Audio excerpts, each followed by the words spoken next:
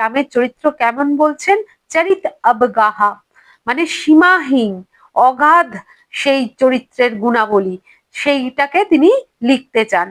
আর সুজনা এক অঙ্গ উপাও, সুজনা মানে তিনি বুঝতে পারছেন না, একও মানে একটাও, অঙ্গ উপাও মানে উপায়ের কোনো অঙ্গ, অঙ্গ মানে অঙ্গ, তাহলে কোনো উপায়, এর এর মানেটা এখানে তিনি বলছেন যে কোনো রকম ভাবে তিনি কিন্তু কোনো উপায় বা রাস্তা খুঁজে পাচ্ছেন না, তাই জন্যেই তিনি দিনহীন হয়ে এত করে প্রার্থনা করছেন। তিনি মনে মনে ভাবছেন যে কি করে শ্রী রামের চরিত্রের গুণাবলী, যেটা অগাধ সাগর সমুদ্র, সেটাকে তিনি এই রামচরিতমানস নামক গ্রন্থের মধ্যে সম্পূর্ণভাবে লিখতে পারবেন। তার বুদ্ধিতে তার ভরসা হচ্ছে না।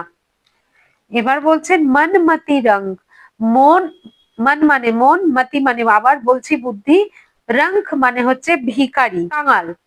তাহলে তার বুদ্ধি কিরকম তিনি বলছেন যে মন আর বুদ্ধি দুটোই আমার কাঙালের মতো বা ভিখারির মতো।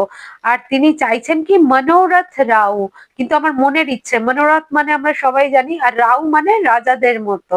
তাহলে তার মন আর বুদ্ধি তো বলছেন এখানে ভিখারির মতো, কাঙালের মতো, অথচ তার মনের ইচ্ছেটা কি রাজা হওয়ার। কতটা দিনহীন জানলে একজন সন্ত কবি তার লেখা এগুলো কিন্তু লিখতে পারেন।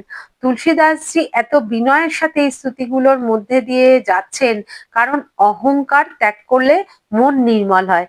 এটার কিন্তু সার মর্মই এই স্তুতিগুলোর এইটা, যে অহংকার ত্যাগ করলে কিন্তু তবেই মন নির্মল হবে। আর মন নির্মল না হলে কিন্তু কোনো মহান ব্যক্তিত্ব সম্পর্কে, বিশেষ করে ভগবানের সম্পর্কে কিছু লেখা বলা, এটা কিন্তু অসম্ভব। কারণ মহান ব্যক্তিত্বদের সম্পর্কে লিখতে হলে উচ্চ মনস্থিতি কিন্তু দরকার হয় আমাদের। আর সেখানে পৌঁছতে হলে কি করতে হয়? অন্তঃকরণের বিশুদ্ধতা, পবিত্রতা সবার প্রথমে দরকার। এবং সেখান থেকেই রামের নাম নেওয়া শুরু করলে, ঈশ্বরের কথা বলতে শুরু করলে তবেই কিন্তু সেটা সার্থক হবে। কারণ তখন সেই কথাগুলো হৃদয়ের ভূমিতে বীজের মতো গিয়ে পড়ে, আর সেটা প্রভাবশালী হয়, সেটা থেকে অঙ্কুরিত হবে। তখন সবার ভালো হোক, এই চিন্তাধারাটা কিন্তু এমনিই মনে চলে আসবে, কারণ সবার মধ্যে নিজের আরাধ্যকে তখন দেখতে পাওয়া যাবে। কিন্তু নির্মল মন না হলে কোনো কিছুই কিন্তু এগুলো সম্ভব না।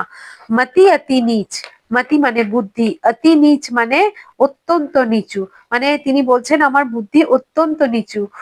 উঁচি রুচি আছি, কিন্তু আমি লিখতে চাই কি অত্যন্ত ভালো কিছু, সেই ব্যাপারে আমার রুচি আছে। উঁচি মানে উঁচু রুচি। কতটা বিনয় আর দীনতার সাথে তিনি এগুলো